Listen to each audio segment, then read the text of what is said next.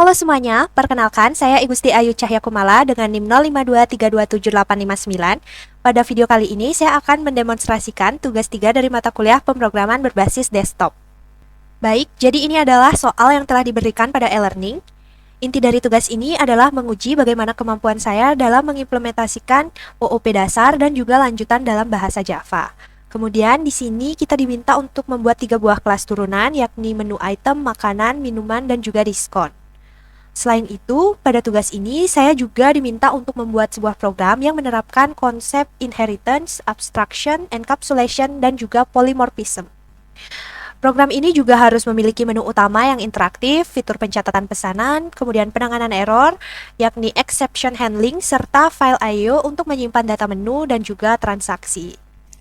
Untuk mengerjakan tugas ini, saya menggunakan aplikasi Visual Studio Code. Di sini saya telah membuat sebuah project folder baru yang saya beri nama Restoran App Tugas 3. Di sini saya juga telah membuat beberapa file yang diperlukan, jadi saya sudah siapkan terlebih dahulu strukturnya ya, agar mempercepat proses pengerjaan dan juga penjelasan pada praktikum kali ini. Pertama-tama, saya akan mulai pada file menu item.java di sini. Jadi saya akan membuat sebuah abstrak kelas yang akan bertindak sebagai kelas induk atau base class untuk semua menu item di restoran.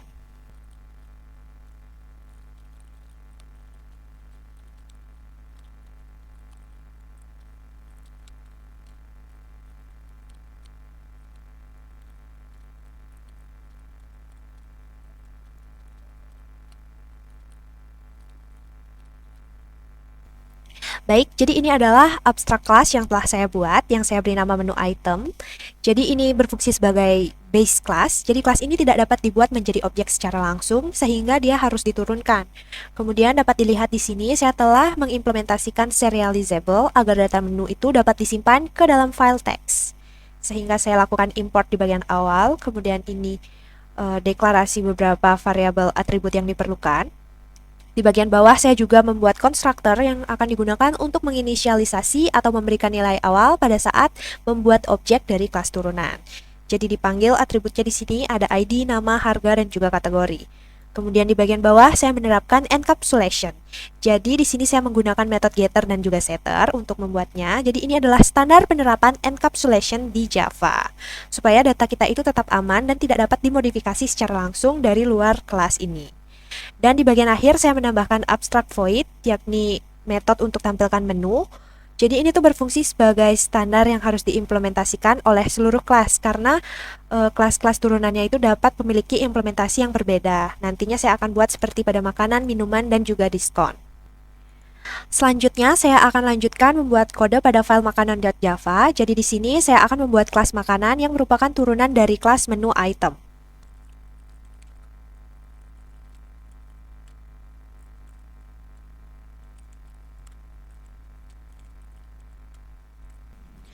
Oke, jadi ini adalah kelas makanan yang telah saya buat. Jadi kelas ini merupakan subkelas dari menu item yang merepresentasikan item menu berupa makanan.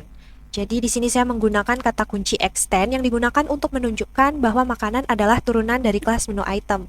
Sehingga kelas makanan ini akan mewarisi semua atribut dan metode yang dimiliki dari kelas menu item, yakni base class tadi. Kemudian di sini saya membuat sebuah atribut khusus ya untuk kelas makanan, yakni untuk jenis makanan, di mana atribut ini nantinya akan diisi dengan kategori tipe hidangan. Jadi seperti hidangan pembuka, utama, ataupun hidangan penutup. Jadi dia akan disimpan di sini. Kemudian di bawahnya saya membuat sebuah konstruktor tentunya untuk membuat objek makanan. Dan di dalamnya saya memanggil dengan menggunakan keyword super di sini. Jadi ini akan memanggil konstruktor dari kelas induknya dan akan mengirimkan data ID, nama, harga, dan juga kategori makanan. Jadi ini akan mengirimkan ke konstruktor dari base class yakni menu item serta menetapkan makanan sebagai kategori secara otomatis. Kemudian di bawahnya saya memanggil metode getter untuk mendapatkan jenis makanan seperti ini. Dan di bagian akhir ini saya menuliskan ulang metode yakni mengimplementasikan dari polymorphisme di mana kelas makanan ini memiliki cara tersendiri untuk menampilkan informasi menunya.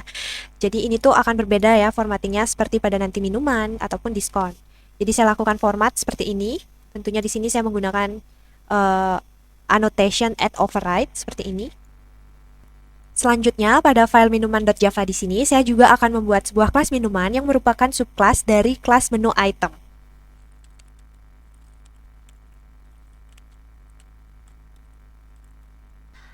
Oke, jadi untuk kelas minuman ini hampir sama seperti dengan kelas makanan tadi. Jadi di sini saya buatkan sebuah private untuk jenis minumannya apa. Kemudian di sini saya membuatkan konstruktor untuk membuat objek dari minuman dan menggunakan super keyword sama. Kemudian di sini saya memanggil getter untuk mendapatkan jenis minumannya. Dan tentu saya melakukan override ya untuk menampilkan menu dan saya lakukan format sebagai berikut untuk menampilkan minumannya. Baik, sekarang saya lanjutkan ke file diskon.java. Jadi di sini saya akan membuat kelas diskon yang tentunya turunan juga dari kelas menu items.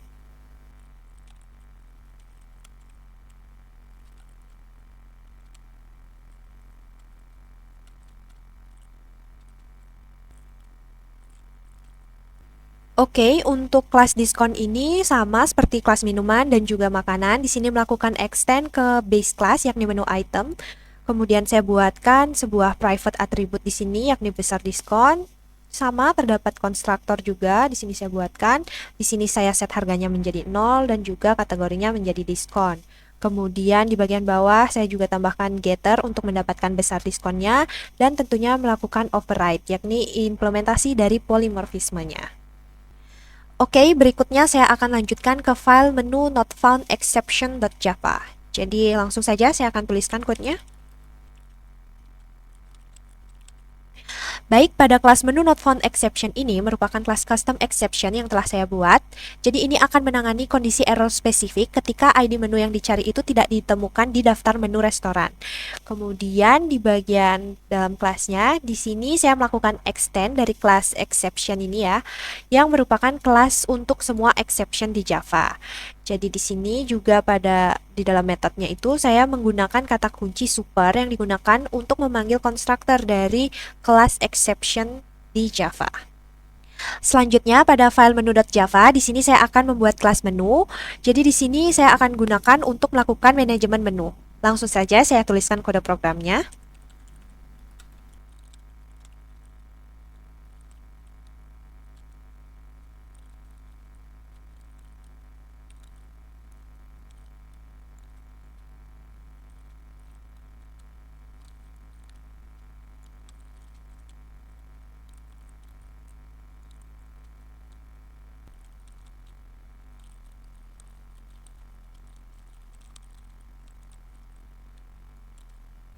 Baik, jadi ini adalah kelas menu yang telah saya buat. Pertama-tama di sini saya telah mendeklarasikan sebuah variabel dengan tipe ArrayList yang saya beri nama daftar menu. Jadi ini akan menyimpan semua item menu yang ada di restoran.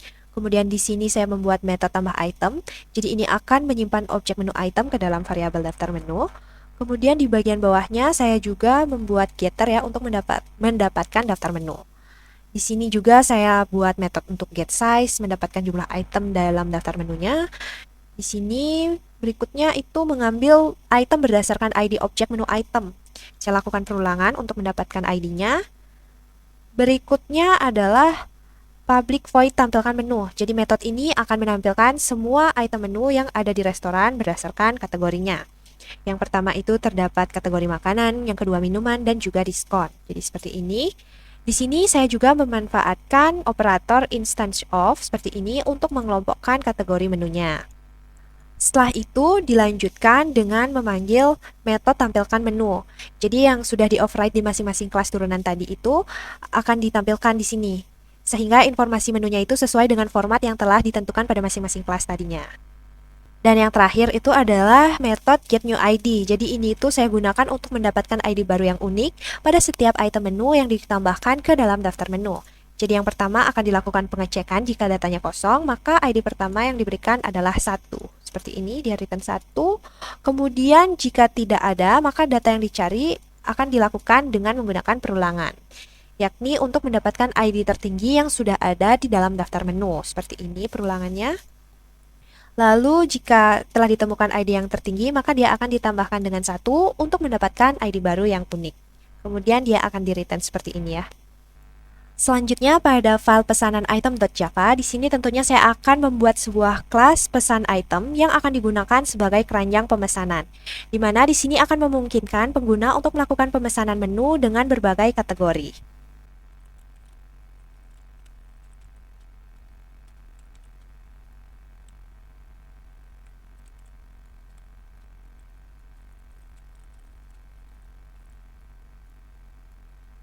Baik, jadi ini adalah kelas pesan itemnya. Yang pertama di sini saya melakukan deklarasi atribut untuk menyimpan menu yang dipesan dan juga jumlahnya. Kemudian saya juga membuat constructor ya. Selanjutnya saya juga menambahkan getter untuk get item dan juga get jumlahnya. Dan di bagian akhir ini saya membuat sebuah metode untuk menghitung subtotal dengan cara mengalihkan harga item menu dengan jumlah yang dipesan. Jadi caranya seperti ini. Oke, selanjutnya saya akan lanjutkan ke file pesanan.java. Jadi di sini saya akan membuat kelas pesanan, di mana akan merangkum seluruh daftar belanja pelanggan dan mengakumulasi total biaya akhir secara otomatis.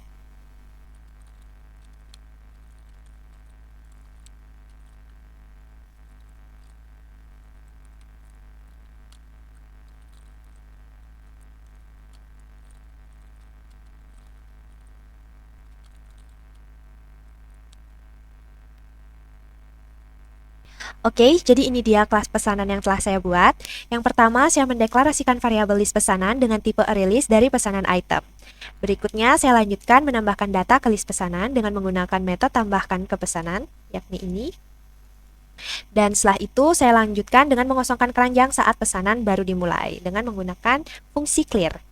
Berikutnya, saya membuat sebuah metode pengecekan keranjang pesanan. Jadi saya cek listnya itu ada atau tidak dengan menggunakan isEmpty. Kemudian di bawahnya saya lanjutkan dengan membuat struk pemesanan. Jadi di sini saya beri nama metodenya generate struct. Untuk mempermudahnya, saya menggunakan string builder di sini. Jadi string builder itu adalah bawaan dari Java yang memudahkan saya dalam membuat string yang kompleks seperti ini. Jadi ini cocok dalam kasus saat ini. Berikutnya saya menambahkan teks baru menggunakan metode append dan melakukan perulangan untuk menampilkan pesanan. Jadi ini dia, saya lakukan for. Kemudian saya lakukan pengecekan untuk mendapatkan kategori makanan saja atau minuman saja. Di bawahnya saya lanjutkan dengan melakukan penghitungan diskon. Jadi untuk melakukan penghitungannya saya lakukan for juga seperti ini. Kemudian di dalamnya saya cek nih dengan mengalihkan subtotal dan juga diskonnya. Seperti ini. Oke, di bagian paling bawah ini saya lakukan untuk menghitung total akhirnya. Jadi caranya saya lakukan dengan mengurangi subtotal dengan besar diskonnya berapa. Kemudian saya format seperti ini dan saya append datanya. Berikutnya struct itu akan dikembalikan dalam bentuk string dengan menggunakan metode toString dari bawaan string builder. Jadi dia di return seperti ini. Baik, yang terakhir akan saya lanjutkan ke file main.java. Jadi ini adalah kelas utama untuk input, output, dan juga operasi filenya.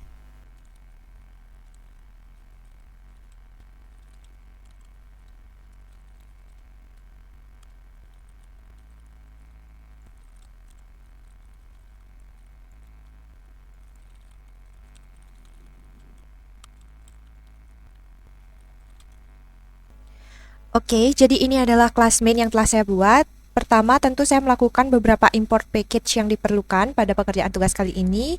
Kemudian di dalam kelas main, saya menambahkan scanner ya, tentunya untuk mendapatkan input dari user. Di bagian bawah, yakni terdapat sebuah main method, yaitu metode utama untuk menjalankan aplikasi ini, di mana di dalamnya saya menambahkan data default dengan kategori makanan, minuman, dan juga diskon jika file menunya itu masih kosong. Dan di bagian bawahnya saya lanjutkan dengan menampilkan menu menggunakan perulangan while. Ini tujuannya agar program itu tetap berjalan sampai user memilih untuk exit. Berikutnya adalah metode tambah menu. Jadi metode ini digunakan untuk menambahkan item baru ke menu restoran, di mana user akan memilih kategori menu terlebih dahulu, tapi jika user memilih 3, program itu akan meminta input besar diskon, dan juga jika user memilih inputnya 1 atau 2, dia akan dimintai input harga, serta jenis makanan atau minuman yang dipilih. Jadi logiknya saya buat seperti dalam blok ini. Kemudian saya lanjutkan dengan metode input pesanan. Jadi ini akan memproses pesanan berdasarkan ID menunya. Di dalam metode ini saya juga melakukan perulangan while dan menambahkan blok try catch untuk menangani input yang tidak valid. Seperti ID-nya itu biasanya tidak ditemukan atau input yang bukan angka. Kemudian di sini saya juga menerapkan custom exception jika ID-nya itu tidak ditemukan dalam objek menu seperti ini. Dan ini dia pada catch. Jadi ini path yang akan menangkap exception-nya dan menampilkan pesan error yang sudah saya custom di kelas menu not found exception. Kemudian dilanjutkan dengan metode cetak dan simpan struct. Pada metode ini saya mengaplikasikan fitur try with resource yang akan mengekspor seluruh teks nota belanja dari memori string builder langsung menjadi berkas cetak fisik yang siap pakai. Berikutnya terdapat metode simpan data ke file, jadi fungsi ini akan dipanggil setiap ada penambahan menu atau saat keluar dari aplikasi. Jadi ini dia menerapkan file IO ya, simpan dan muat dengan atribut ID. Jadi ini tuh tujuannya untuk memastikan data menu itu selalu tersimpan dengan benar.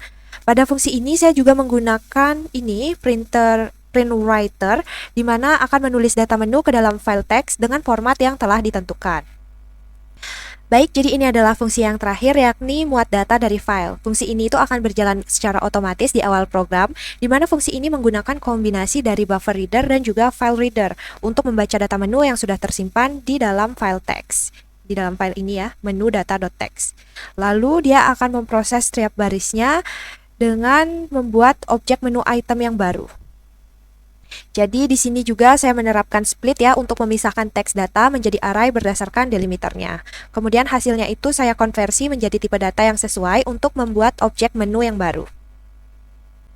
Baik, berikutnya saya akan lakukan tahap uji coba. Jadi saya akan running programnya. Masuk ke terminal. Di sini tinggal java main.java, nama file mainnya ya. Baik, di sini pertama saya akan coba tambahkan item menunya. Jadi pilih satu, saya pilih kategori makanan, kemudian saya inputkan nama makanannya. Seperti ini, inputkan harganya. Misalkan ini adalah menu utama. Dan dia akan menampilkan pesan bahwa menu berhasil ditambahkan dengan ID 4. Kemudian saya coba tampilkan menunya. Jadi ini dia list menunya, ini yang baru saya tambahkan yakni nasi campur dan beberapa menu lainnya yang telah saya set sebagai default di awal. Kemudian saya akan coba melakukan pesanan ya, menambah pesanan, jadi pilih ID 3. Di sini saya akan pesan nasi goreng misalkan sebanyak 2, kemudian saya tambahkan minuman dengan ID 2, saya pesan 3, untuk selesai tinggal pilih 0, kemudian saya akan cetak struknya. Jadi ini dia tampilan struknya, terdapat nama item dan juga subtotal bayar. Kemudian saya akan coba membuat pesanan lagi, misalkan saya pilih item dengan ID 1, di sini saya pesan sebanyak 2, kemudian saya juga akan mencoba melakukan pemesanan yang mendapatkan promo diskon, jadi saya pilih dengan ID ketiga, sebanyak 3 item. Kemudian selesai. Kemudian saya akan coba untuk menampilkan struk belanjanya. Jadi ini dia sudah berhasil. Ini sudah ditampilkan jumlah item, nama item, kemudian terdapat promo hemat sebesar 10% dan juga menampilkan subtotal diskon dan juga total bayarnya. Baik, jadi ini dia hasil uji cobanya. Kemudian untuk semua data menu itu akan disimpan pada file menu data.txt dengan format seperti ini dan juga struk dia akan disimpan dalam format seperti ini pada file.txt. Baik, jadi sekianlah penerapan praktikum yang dapat saya lakukan pada tugas 3 kali ini terkait OOP pada Java. Apabila ada kesalahan, saya mohon maaf, saya ucapkan terima kasih.